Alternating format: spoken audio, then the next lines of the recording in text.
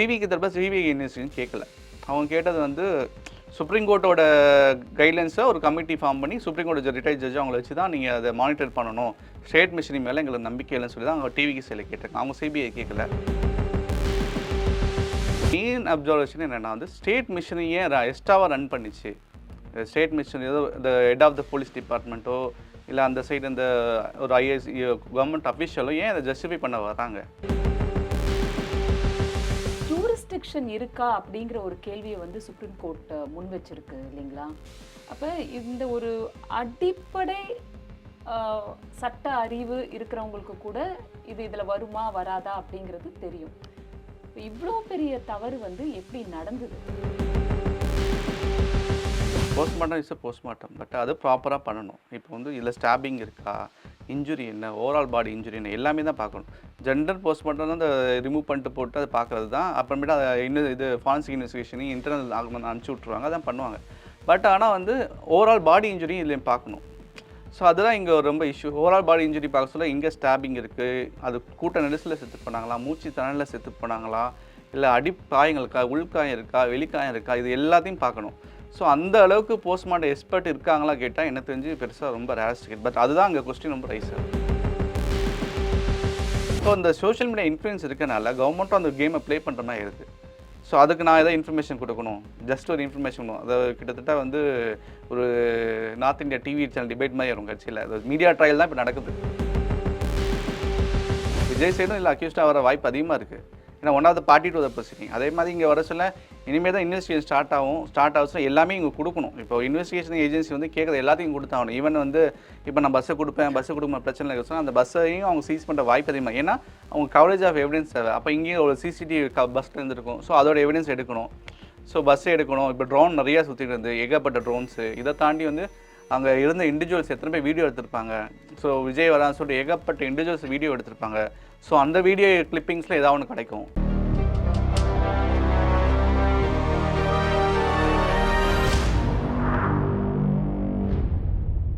நியூஸ்பிக்ஸ் India channel நேயர்களுக்கு வணக்கம்.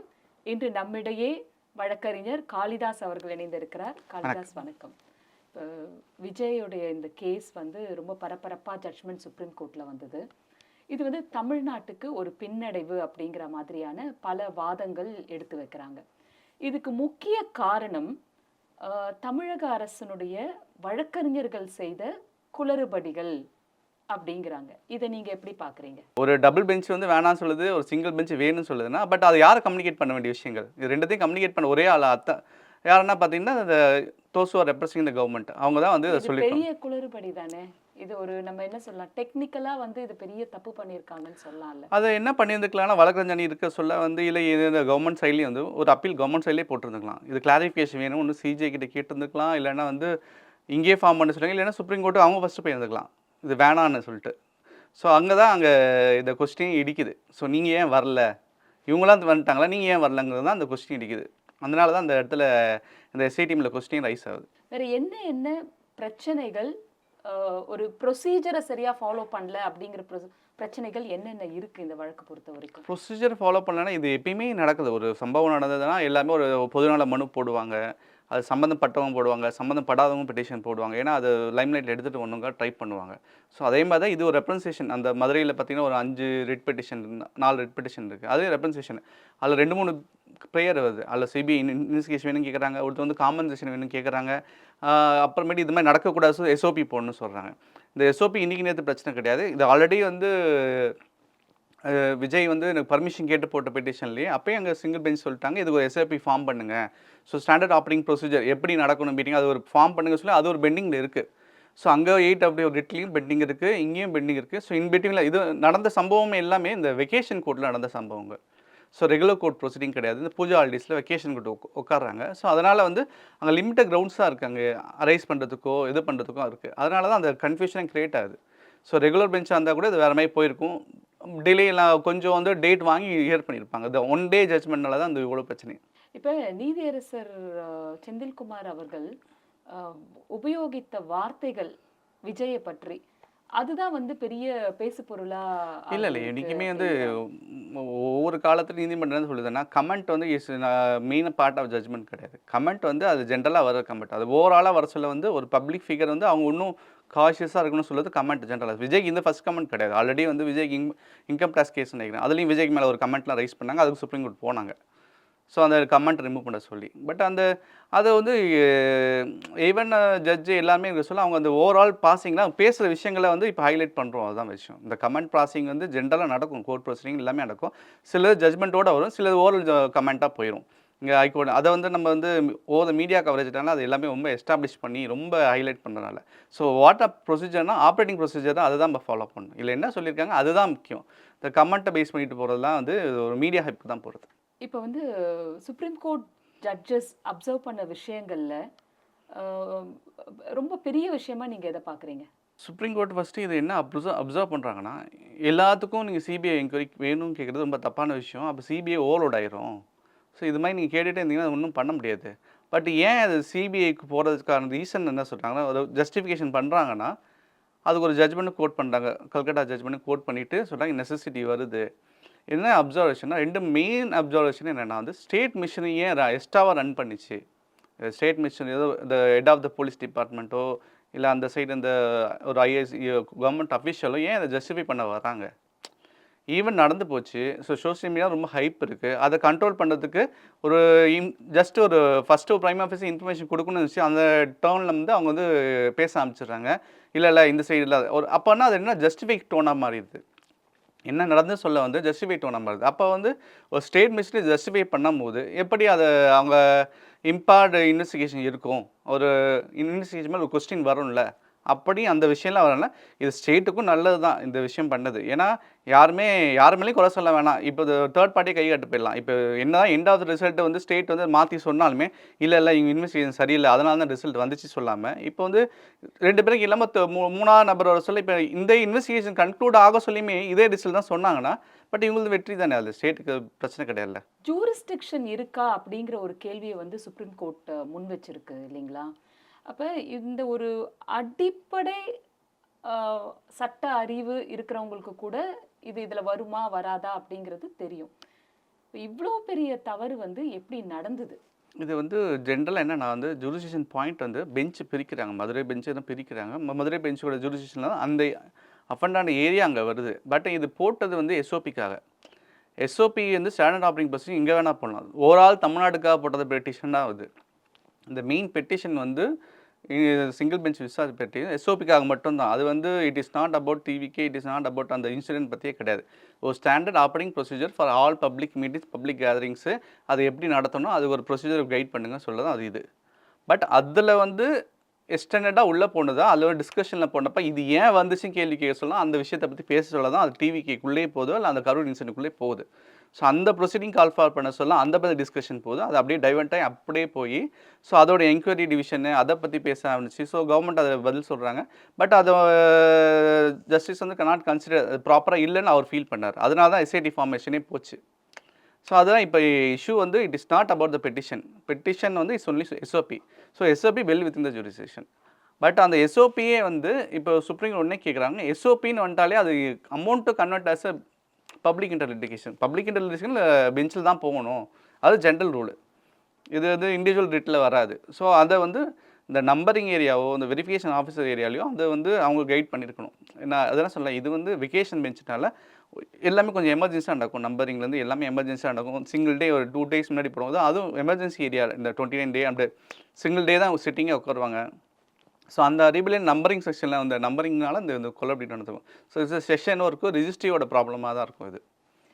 அஹ், ஆனால் ஒன்ஸ் வந்துட்டா ஜட்ஜ் அதை கன்சிடர் பண்ணக்கூடாது, பார்க்கக்கூடாது, எந்த ரூல்ஸும் கிடையாது. இப்ப போஸ்ட்மார்ட்டம் குறித்து பல சந்தேகங்களை வந்து எழுப்பினாங்க. தீர்ப்பு வர்றதுக்கு முன்னாடியே 2 ஸ்லாப் தான் இருக்கு. எப்படி இவ்வளோ போஸ்ட்மார்ட்டம் வந்து நீங்க இரவுக்குள்ளேயே பண்ணி முடிச்சீங்க அப்படின்னு. சாதாரணமா ஒரு கொலையில நடக்கக்கூடிய போஸ்ட்மார்ட்டத்துக்கும் இந்த கூட்ட நெரிச்சல நடக்கக்கூடிய போஸ்ட்மார்ட்டத்துக்கும் என்ன வித்தியாசம் இருக்கும்? இது வந்து கையாளுறது கொஞ்சம் சுலபமா இருக்குமா மருத்துவர்களுக்கு? இதுக்கு தமிழக அரசு தரப்புல இருந்து என்ன பதில் கொடுத்திருந்தாங்க? இல்லை பட் அது கிளாரிட்டி இல்லை, அந்த போஸ்ட்மார்ட்டம் ரிப்போர்ட்டில் பெருசாக கிளாரிட்டி இல்லை. ஏன்னா வந்து எந்த போஸ்ட்மார்ட்டம் இருந்தாலும் போஸ்ட்மார்ட்டம் இஸ் போஸ்ட்மார்ட்டம், பட் அது ப்ராப்பராக பண்ணணும். இப்போ வந்து இதில் ஸ்டாபிங் இருக்கா, இன்ஜுரி என்ன, ஓவரால் பாடி இன்ஜுரி என்ன, எல்லாமே தான் பார்க்கணும். ஜென்ரல் போஸ்ட்மார்ட்டம் அந்த ரிமூவ் பண்ணிட்டு போட்டு அதை பார்க்குறது தான். அப்புறமேட்டு அதை இன்னும் இது ஃபாரன்சிக் இன்வெஸ்டிகேஷன் இன்டர்னல் ஆகணும்னு அனுப்பிச்சி விட்ருவாங்க, அதான் பண்ணுவாங்க. பட் ஆனால் வந்து ஓவரால் பாடி இன்ஜுரியும் இதுலேயும் பார்க்கணும். ஸோ அதுதான் இங்கே ரொம்ப இஷ்யூ. ஓவரால் பாடி இன்ஜுரி பார்க்க சொல்ல எங்கே ஸ்டாபிங் இருக்குது, அது கூட்ட நெரிசலில் செத்து போனாங்களா, மூச்சு திணறலில் செத்து போனாங்களா, இல்லை அடிப்பாயங்கள் இருக்கா, உள்காயம் இருக்கா, வெளிக்காயம் இருக்கா, இது எல்லாத்தையும் பார்க்கணும். ஸோ அந்த அளவுக்கு போஸ்ட்மார்ட்டம் எக்ஸ்பர்ட் இருக்காங்களா கேட்டால் எனக்கு தெரிஞ்சு பெருசாக ரொம்ப ரேரஸ்டிகேட். பட் அதுதான் அங்கே கொஸ்டின் ரொம்ப ரைஸ் ஆகுது.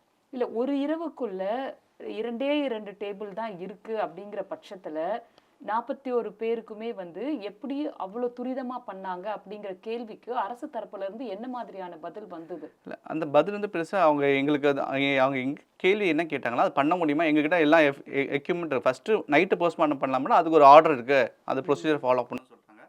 பட் என்ன தான் டெக்னிக்கலாக பார்த்தாலுமே என்ன எக்யூப்டாக இருந்தாலுமே அது அவ்வளோ 39 நம்பர்ஸ் வந்து பண்ண முடியுமா கேட்டால் இட்ஸ் டஃப் டாஸ்க்கு. எமர்ஜென்சி எக்ஸ்ட்ரானியாக பண்ணியிருக்காங்களா தெரியல. பட் ஜென்ரலாக போஸ்ட்மார்ட்டம் இந்த எமர்ஜென்சி கேஸ் இந்த மாதிரிலாம் சம்டைம் வீடியோகிராஃபிங் ஃபாலோ பண்ணுவாங்க. அதெல்லாம் இல்லை ஃபாலோ பண்ணிக்கிறாங்களே இருந்தால் இன்வெஸ்டிகேஷன்லாம் தெரியும். இது ஒரு எக்ஸ்ட்ரானிஸ் கேஸு. அப்போ வர சொல்ல அப்போ அது ரெக்கார்டை மெயின்டைன் பண்ணும். ஸோ அப்போ வீடியோகிராஃபிங்லாம் மஸ்ட்டாக இருக்கும். அதெல்லாம் மெயின்டைன் பண்ணியிருக்காங்களா தெரியல. அதில் சிபிஐ வழக்கை மானிட்டர் பண்றதுக்கு முன்னாள் நீதிபதி அவர்களுடைய தலைமையில ஒரு குழு வந்து 3 மேன் கமிஷன் வந்து உருவாக்கி இருக்காங்க. அதுக்கு வந்து அஜய் ரஸ்தோகி அப்படிங்கிறவர் தலைமை வகிப்பார். அவரை பற்றின சில விமர்சனங்கள் தான் வந்தது. இந்த பில்கிஸ் பானு கேஸ்ல வந்து அவர் தான் ரிலீஸ் பண்ணாரு கான்விக்ட அப்படிங்கிறது. அது வந்து ரூமரா, அது நிஜம்தானா?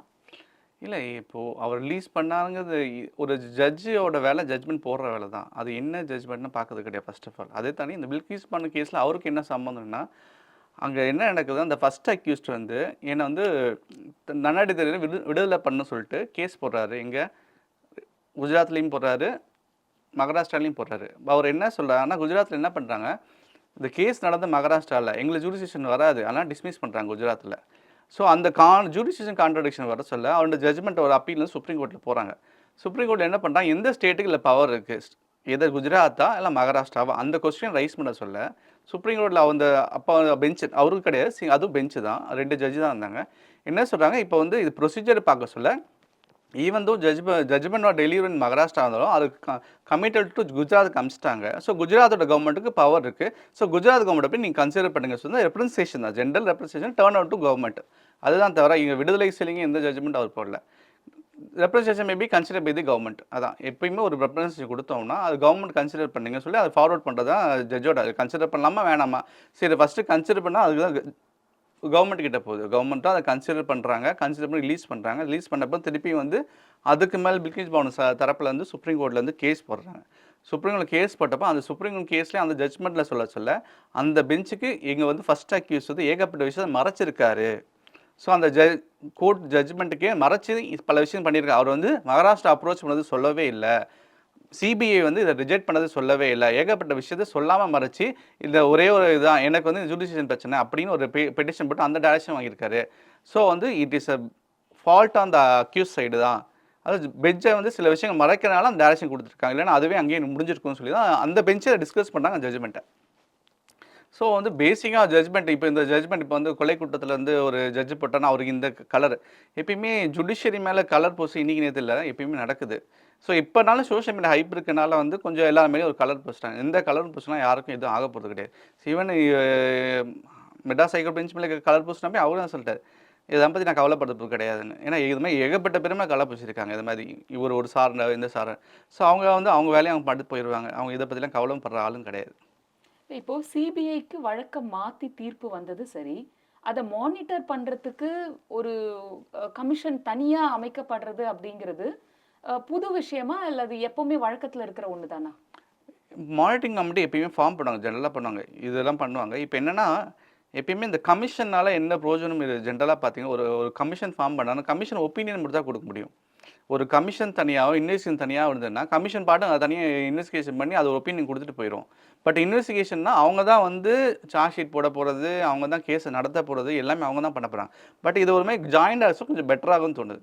ஏன்னா சிபிஐ வேலை செய்ய போகுது, சிபிஐ வேலை செய்யறதை இவங்க மானிட்டர் பண்ண போகிறதா சொல்லியிருக்காங்க. அது வந்து அவர் ஜட்ஜ் மட்டும் கிடையாது. 2 பேர் ஐஜி லெவல் கேடர் 2 பேர் தமிழ்நாட்டிலேருந்து அப்பாயிண்ட் பண்ணும். Those are belong to Tamil Nadu cadre not by native of people அப்படின்னு தான் அதை கன்சிடர் பண்ண சொல்லுங்க. ஏன் அது அப்படி சொல்கிறாங்கன்னா, இதையும் நீங்கள் கொஸ்டின் பண்ணக்கூடாது. நாளைக்கு அவங்க போட்டால் இல்லை தமிழ்நாட்டுக்காரங்க 2 பேர் போட்டாங்க அப்படின்னு சொல்லியும் கொஸ்டின் பண்ணுவாங்க. தமிழ்நாட்டுக்காரங்க போடலனாலும் கொஸ்டின் பண்ணுவாங்க. ஸோ இந்த மாதிரி இதுவும் வரக்கூடாது. அப்போ தமிழ்நாட்டில் ஒரு ஆள் அவர் எப்படின்னா கேடர்னா ஆல்ரெடி அவர் ஐபிஎஸ் கேடரில் போஸ்டிங் வாங்கி தமிழ்நாட்டு செட்டில் இருப்பேன். அவரே நல்லா தமிழ் பேசுவாங்க. அந்த ஆஃபீஸ் எல்லாம் பார்த்தீங்கன்னா அந்த ககன் சிங் பேடியில் எல்லாமே பார்த்தா தமிழ்நாடு கேடரில் இருப்பாங்க. அவங்களாம் பஞ்சாப்காரனாக இருப்பாங்க. ஸோ அவங்களாம் பார்க்க சொல்ல ஸோ அப்படின்னா கொஞ்சம் இன்னும் அது மக்களுக்கு வந்து க்ளீன் ஹேண்டாக தெரியும். மக்கள் வந்து எதுலேயுமே டவுட் பட மாட்டாங்க அப்படிங்கிற ஒரு கான்செப்டில் அதை அது போட்டிருக்காங்க. ஸோ அந்த மானிட்டரிங் கமிட்டியோட வேலை என்ன அது சொல்லியிருக்காங்க கைட்லைனே சொல்லியிருக்காங்க. மானிட்டரிங் கமிட்டியோட வேலை கமிட்டி ஃபார்ம் பண்ணணும், இன்வெஸ்டிகேஷனை ஃபாலோ பண்ணணும், அதை இன்வெஸ்டிகேஷன் எப்படி மந்த்லி ரிப்போர்ட் கன்சிடர் பண்ணணும், இன்வெஸ்டிகேஷன் எங்கேயாவது வந்து போகுதா சேஞ்ச் ஆகி போகுதா அதை பார்த்துக்கணும். அப்படி இன்வெஸ்டிகேஷன் ஏதாவது பிரச்சனை அப்படி அதுக்கு என்ன வேணால் அந்த கோர்ட்டை நீங்கள் அப்ரோச் பண்ணலாம், அதில் என்னென்ன டேரக்ஷன் வேணும் கேட்கலாம். அதுமாதிரி ஸ்டேட் கவர்மெண்ட்டும் டேரக்ஷன் கொடுத்துருக்காங்க. நீங்கள் லாஜிஸ்டிக்கை சப்போர்ட் பண்ணணும், உங்களுக்கு பே எப்படி பண்ணணும், ஸோ அவங்களுக்கு எல்லா சப்போர்ட் நீங்கள் பண்ணணும். ஸ்டேட் கவர்மெண்ட்டுக்கும் டேரக்ஷன் கொடுத்துருக்காங்க. ஸோ டீட்டெயிலாக அது ஆர்டர் ரொம்ப டீட்டெயிலாக தான் கொடுத்துருக்காங்க. ஆனால் கடைசி ஒரு லைன் மட்டும் சொல்லிட்டாங்க, இது இன்ட்ரி மார்ட்னு சொல்லியிருக்காங்க. அதுதான் என் அப்போ அதுக்கு அர்த்தம் என்ன? ஸோ 2-3 கேள்விக்கு பதில் இல்லை சொல்லி அவங்க சொல்கிறாங்க. இது first they have to file. யாராக இருந்தால் ஹியரிங் அதை சைடு தான். இங்கே நடந்ததும் அதே தான். ஸோ இங்கே என்ன சொன்னாங்க, டிவிக்கே பார்ட்டியாக சேர்க்கல, எங்கள் ஹியரிங் அதை சைடு சரியாக கேட்கலன்னு. அதே மாதிரி தான் சுப்ரீம் கோர்ட்டில் போனால் ஹியரிங் அதை சைடுனா நாங்கள் பதில் மனு தாக்கல் செய்யணும்னு கேட்டிருக்காங்க. பர்மிஷன் அதுக்கு கிராண்ட்டும் பண்ணியிருக்காங்க. நீங்கள் பதில் மனுலாம் கொடுங்க, அது ஒன்றும் பிரச்சனை கிடையாது, அது கொடுங்க, அதுக்கடுத்து பார்த்துக்கலாம் சொல்லி தான் இந்த ஜட்ஜ்மெண்ட்டே போட்டிருக்காங்க. ஸோ ஒன்று state has to file reply, எல்லாருமே அதில் போட்டிருக்க பெட்டிஷன் ரிப்ளை ஃபைல் பண்ணணும். ரிப்ளை ஃபைல் பண்ணும்போது இதை வந்து 90% இதே தான் கன்ஃபார்ம் ஆகும்.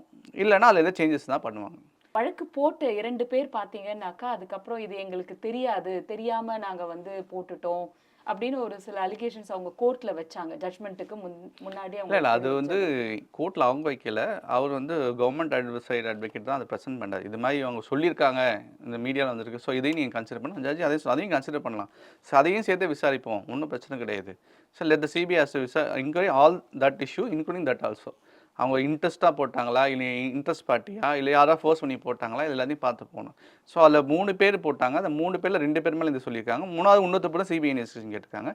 டிவிக்கு தரப்ப சிபிஐ இன்வெஸ்டிகேஷன் கேட்கல. அவங்க கேட்டது வந்து சுப்ரீம் கோர்ட்டோட கைட்லைன்ஸை ஒரு கமிட்டி ஃபார்ம் பண்ணி சுப்ரீம் கோர்ட் ரிட்டையர்ட் ஜட்ஜ் அவங்கள வச்சு தான் நீங்கள் அதை மானிட்டர் பண்ணணும், ஸ்டேட் மிஷினரி மேலே எங்களுக்கு நம்பிக்கை இல்லைன்னு சொல்லி தான் அவங்க டிவிக்கு சைடில் கேட்டாங்க. அவங்க சிபிஐ கேட்கல. ஸோ அதில் 3 பேர் தான் சிபிஐ கேட்டது. அந்த 3 பெட்டிஷன் இண்டிவிஜுவல் பெட்டிஷன் தான்.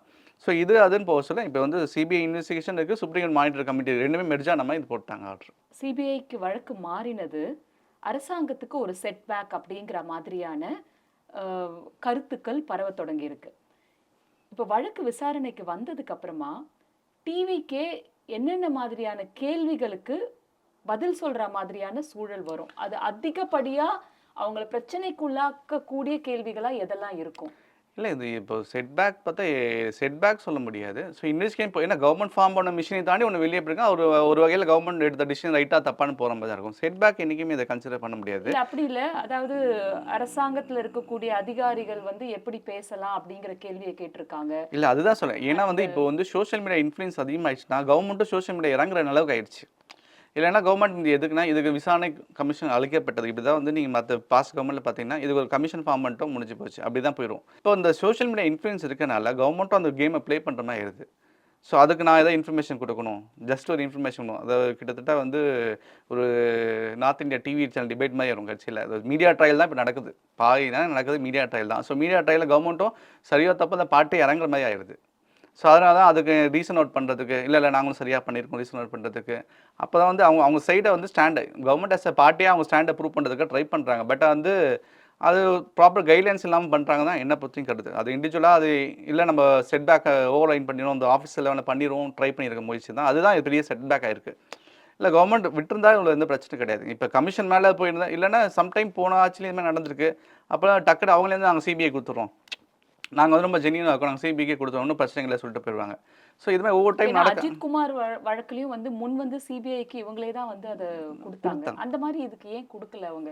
ஏன்னா ஒரு 41 மரணம்ங்கிறது பெரிய விஷயம், எப்படியும் சிபிஐ உள்ள வருவதற்கான வாய்ப்பு இல்லை. ஏன் சிபிஐ கொடுத்தாங்கன்னா நடந்தது அதை சொல்கிறேன். அங்கே அஜித் குமார் கேஸ் நடந்ததே போலீஸ் மேலே. ஸோ அங்கே தான் இன்வெஸ்டிகேஷன் சொல்கிறேன். அது அப்பலக்கட்ட தன்மையாக இன்வெஸ்டிகேஷன் இருக்கணுக்காக எந்த டிபார்ட்மெண்ட் அலிகேஷன் அந்த டிபார்ட்மெண்ட் என்கொயரி பண்ண முடியும். அப்போ அதுவே இங்கேயும் பொருந்தும் இல்லையா? இல்லை இப்போ என்கொயரி போலீஸ் மேலே கிடையாது. போலீஸோட ஸ்டாண்டர்ட் ஆப்ரேஷன் ஆனா ப்ரொசீஜர் மெயின் அலிகேஷன்ஸ் வந்து அவங்க மேல இருக்கு போலீஸ் மேலே இல்லையா? மெயின் அலிகேஷன் இருக்குது. அதுக்காக வந்து ஏன்னா கவர்மெண்ட் என்ன பண்ணியிருந்துக்கலாம்னா சிபிசிஐடிக்கு மாத்திரேன் அப்படின்னு ஏதாவது பண்ணியிருந்துக்கலாம் கவர்மெண்ட் சைடில் பண்ண sir. Special team will investigation team அப்படின்னு பண்ணியிருந்துக்கலாம். ஸோ கவர்மெண்ட் வந்து ஸ்பெஷல் டீம் ஃபார்ம் பண்ணல, எஸ்ஐடி சிங்கிள் ஜட்ஜ் போட்டது தான். ஸோ அந்த ஒரு கன்ஃபியூஷன் அந்த டைமில் எடுக்கிற டிசிஷனால அந்த பிரச்சனைகள் இதெல்லாம். ஸோ அப்பயே இந்த ஃபஸ்ட்டு இந்த கமிட்டி போட்டு இவங்க வந்து என்கொயரி போட்டுட்டு எக்ஸ்ப்ளனேஷன் கொடுக்கறது பதிலாக வி ஃபார்ம் செப்பரேட் கமிட்டி. இதுக்கு ஒரு சிறப்பு எப்பயுமே ஒரு சின்ன ஒரு இன்சிடென்ட் இருந்தாலும் இதுக்கு ஒரு குழு அமைச்சிருக்குன்னு சொல்லிட்டு ஐஜி லெவலில் உட்காந்து சொல்லிட்டுருவாங்க. ஸோ அந்த மாதிரி இதில் ஒரு டீம் ஃபார்ம் பண்ணியிருக்கோம் சொல்லிட்டு போயிடுறேன். இது ஒரு பப்ளிக் கேதரிங். ஜென்ரலாக இப்போ சொன்ன பப்ளிக் கேதரிங்களுக்கு சொல்ல இது யார் மேலே யாரும் அலிகேஷன் சொல்லிக்கலாம். But end of the result வந்து பப்ளிக் கேதரிங் இதுதான் இன்ஸ்டன்ட் ஆஃப் ஸ்டார்டிங் பாயிண்ட் எங்கேயுமே சொல்ல முடியாது. அப்படி தான் போகும். ஆனால் வந்து எண்ட் ஆஃப் சைட் இல்லை ஃப்ரேமிங் ஆஃப் சார்ஜஸ் போச்சுன்னா கிட்டத்தட்ட எல்லாமே அக்யூஸ்டாக வர வாய்ப்பு இருக்குது. ஈவன் விஜய் சைடும் இல்லை அக்யூஸ்டாக வர வாய்ப்பு அதிகமாக இருக்குது. ஏன்னா one of the party to the proceeding. அதே மாதிரி இங்கே வர சொல்ல இனிமேல் தான் இன்வெஸ்டிகேஷன் ஸ்டார்ட் ஆகுச்சுன்னா எல்லாமே இங்கே கொடுக்கணும். இப்போ இன்வெஸ்டிகேஷன் ஏஜென்சி வந்து கேட்குறது எல்லாத்தையும் கொடுத்தாகணும். ஈவன் வந்து இப்போ நான் பஸ்ஸை கொடுக்குற பிரச்சனை இருக்க சொன்னால் அந்த பஸ்ஸையும் அவங்க சீஸ் பண்ணுற வாய்ப்பு அதிகமாக. ஏன்னா அவங்க கவரேஜ் ஆஃப் எவிடன்ஸ் தேவை. அப்போ இங்கேயும் ஒரு சிசிடிவி பஸ்ஸில் இருந்துருக்கும். ஸோ அதோட எவிடன்ஸ் எடுக்கணும். ஸோ பஸ்ஸை எடுக்கணும். இப்போ ட்ரோன் நிறையா சுற்றிட்டு இருந்து ஏகப்பட்ட ட்ரோன்ஸு. இதை தாண்டி வந்து அங்கே இருந்த இண்டிவிஜுவல்ஸ் எத்தனை பேர் வீடியோ எடுத்திருப்பாங்க. ஸோ விஜய் வரான்னு சொல்லிட்டு ஏகப்பட்ட இண்டிவிஜுவல்ஸ் வீடியோ எடுத்திருப்பாங்க. ஸோ அந்த வீடியோ கிளிப்பிங்ஸில் ஏதாவது ஒன்று கிடைக்கும். ஸோ வந்து நம்ம ஈவன் இந்த ராஜீவ்காந்தி கேஸை சாதா ஒரு கேமராமேன் ஒரு ஃபோட்டோகிராஃப்லேருந்து ஒரு சின்ன கிளிப்லேருந்து தான் பூஸ்ட் ஆகுது கேஸு. ஸோ அப்போ இங்கே எத்தனை ஆயிரக்கணக்கான கேமரா லட்சக்கணக்கான கேமரா இருக்குங்க. ஸோ அங்கே என்னென்ன கேமரா இருந்து ஐடென்டிஃபை பண்ண முடியாதுலாம் கிடையாது. அங்கே எத்தனை பேர் இருந்தாங்க, எத்தனை ஃபோன் டவர் இருந்துச்சு, டவர் லொக்கேஷன் தேடுவாங்க, எத்தனை டவர்ஸ் லொக்கேஷன் இருந்தது, எத்தனை பேர் ஃபோன் வச்சுருந்தாங்க, அந்த ஃபோனில் என்ன வீடியோஸ் அப்படியே இருக்கும். ஸோ வந்து அதை ஏகப்பட்ட கேள்விகள் பதில் தேடுற மாதிரி இருக்கும். ஸோ இன்வெஸ்டிகேஷன் ப்ராப்பராக போக சொல்ல வந்து ஃபஸ்ட்டு தேடுறதே என்னென்ன எலக்ட்ரானிக் ரெக்கார்ட்ஸ் அவைலபிள்னு. ஸோ அப்போ இது எல்லாமே வரும் இன்வெஸ்டிகேஷனில். அப்போ தான் வந்து ஸோ யார் சைடில் தப்பு யார் சைடில் அந்த சில விஷயங்களை மாட்ட அதிகமாக வாய்ப்பு இருக்குது. ரொம்ப நன்றி காளிதாஸ். இவ்வளோ நேரம் உங்களோட டைம் ஸ்பெண்ட் பண்ணி அருமையான விளக்கங்கள் கொடுத்தீங்க. வேறொரு நேர்காணலில் சந்திப்போம்.